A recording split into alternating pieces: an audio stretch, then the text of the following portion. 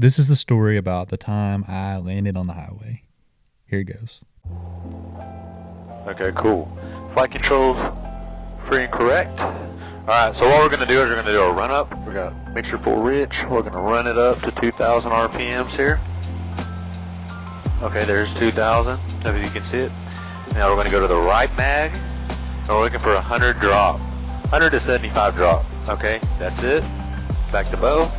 If it's out of this range, then something's wrong. Okay, we go to the left. That'll be within 50 RPMs of each other. That's within 50. Okay, there we go. Now we're going to put our carb on, which enriches the mixture. We're going to take this and we're going to watch our ammeter. You can see it turns to 0 and then back on, which means the alternator is charging. And then our gyro suction, we're making suction. Now we're going to pull it to auto with carb heat on. We're going to wait. It doesn't die. We're making sure at our lowest RPM that it doesn't die. Back up.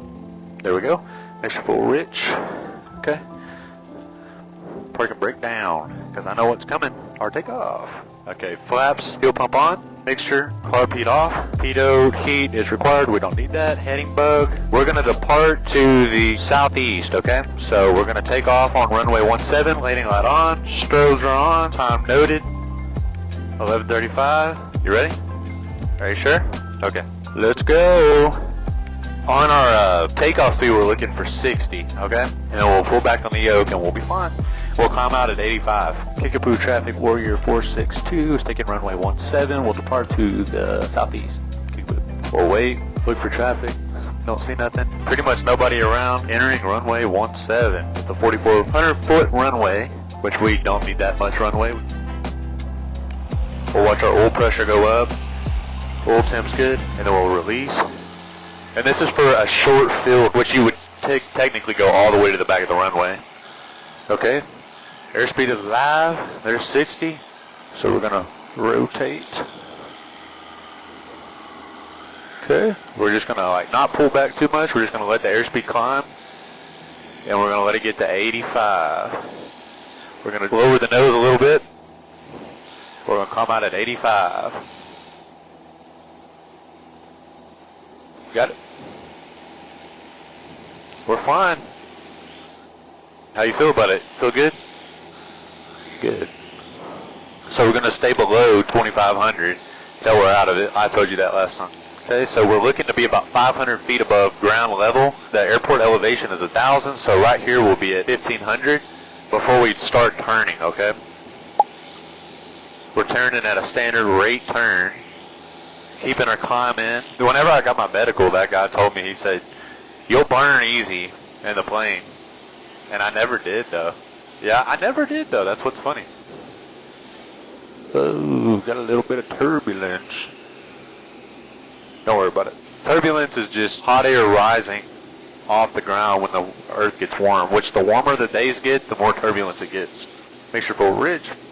Fuel pump on, landing light on, anti-collision on. Let me look all nice and cute on the camera. Jacksboro traffic. No, I'm gonna have to do it.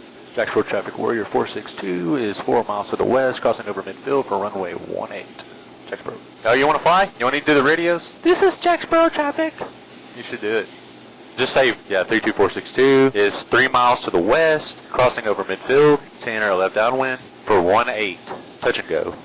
So we're coming up on 2, so we're just gonna put our power in here. This is Jacksboro, man. Jacksboro traffic, Warrior 462 is crossing over midfield to enter left downwind from runway 18, Jacksboro. So we're going to go ahead and start our turn right now.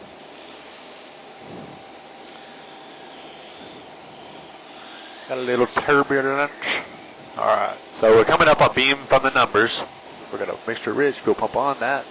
Okay, we're going to pull our power to about 1,700. And now we're in the wide arc, so we can go ahead and put in one layer of flaps. Push that tape up, it's actually ugly. We want to get our 500 foot per minute descent coming in. Look how blue that is. That is actually bluer than I think Bridgeport. That is nuts. That is a pretty lake. Dude, we should bring my boat out here. We really should. I bet we catch fish. That's a prison right there. Jacksboro traffic, Warrior 462 is on final for runway 18. Touch and go, Jacksboro. So when it's a little turbulent, you want to have a little more power coming in. Okay, there we go. left now. Rotate. Climb out, baby. Climb out, baby. Come on, birds. JSPPARR traffic. Warrior 462 is on the go. Departing to the south. JSPPARR.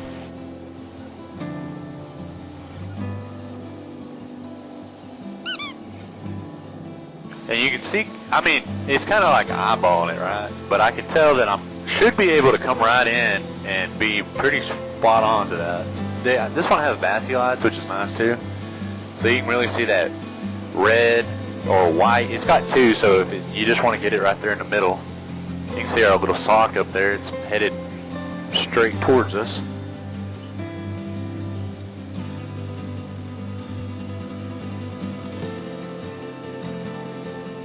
See it? There it is. We'll take right back off. See how it's coming right in us, but there's almost no wind?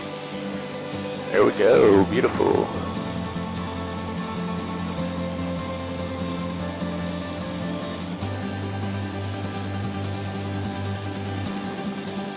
Alright, now it's just back to Wichita. Thankfully, that is not what happened. So as we were on our way back from Possum Kingdom to Wichita Falls, we began to smell a crazy odor. It smelled something like cleaning supplies. It got stronger and stronger to the point that I couldn't breathe, and Jasmine said she felt very dizzy. At this point, I'd already began to descend, looking for an airport or a good place to land because I don't want to pass out while we're flying. I descended from 4,500 feet all the way down to ground level and hit about 140 miles per hour in our descent. We came about 10 feet over power lines, went under a tree, avoided a mailbox, and came to a full stop. Mechanics came out and checked and had a hard time finding where the odor was coming from. So that next day, with auction, we found a great place to take off and got it back to home.